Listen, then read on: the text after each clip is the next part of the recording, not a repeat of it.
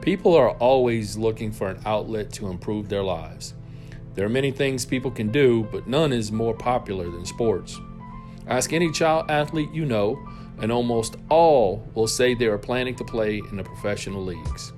However, very few ever make the pros and are quick to quit once they realize that the road to advance in a sport is full of many bumps, turns, and hills. No one knows this better than Dylan Hendricks, a young basketball player who had every reason not to continue his journey with the sport he loved.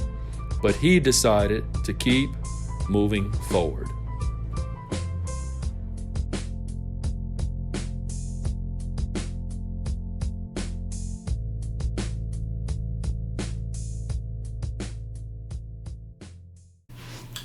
As Dylan's recreational ball coach, one of my biggest memories was him and his father.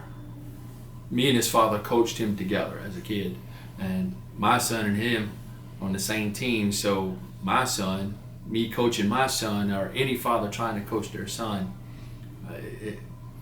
the head is thick, and it's almost like it goes in one ear, not the other. So his father and I had to sit down and come up with a plan to coach each other's sons, where he would coach my son and I would coach Dylan. But one of the problems that came out was I wasn't a point guard, whereas Dylan was a point guard. His dad played point guard in high school, and so I had to learn how to play like a point guard. And he was so headstrong. But I saw him going places. He had the speed, he had the ball. He just had to get his mind set on playing the game. Growing up, it was like the same group of guys. You know, it was really just me, Tyler, Michael, and Austin. We were really the four, and we had a couple guys that were here and there on our teams. But that was like our main four on the team. Always growing up, we stayed together. Growing up, it was just like Tyler was always the more dominant player on the team. He was the point guard, he was the leader, he was just the best player on the team. There was me who played shooting guard. I was a decent shooter, I couldn't dribble at all. We had Michael and we had Austin, both of them, they could both shoot decent, and they were really good rebounders and defenders, and that's their role in the team really was. When I got the call that he got an injury, and how he got that injury, I thought his career was over. His career with basketball was just completely gone. I was just outside playing around. I was jumping on the trampoline. Whenever I jumped off, my knee just buckled and my leg just gave out, and I couldn't get up. I went on to have knee surgery. I ended up tearing my ACL, meniscus, and then I had another ligament that was torn. No doctor around here actually wanted to perform the surgery on me because I was so young, and they thought they were going to ruin my chances of growing in that leg. We finally found a doctor in New Orleans that would do the surgery. I missed actually that whole TPR season that came up. I loved being there, so I still went to the games, I still went to the practice and everything else, and I loved watching them.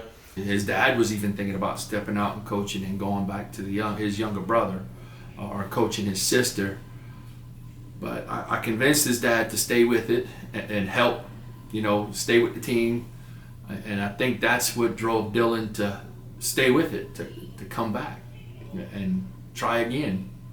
There was like a fire burning inside of me every time, if we lost a game, it would get to me dang, I wasn't there. If we won a game, it was just weird if I would celebrate with them to win because I didn't have no part in it.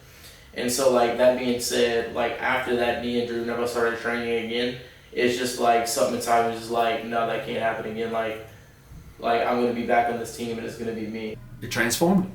First game, I saw the difference.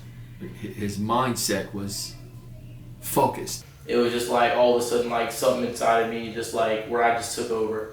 They actually moved me from shooting guard to point guard, and it was just a position change just because my handles got so much better, and I was just faster than most people that were guarding me and stuff. It was just that more advantage for me to be a point guard at this point.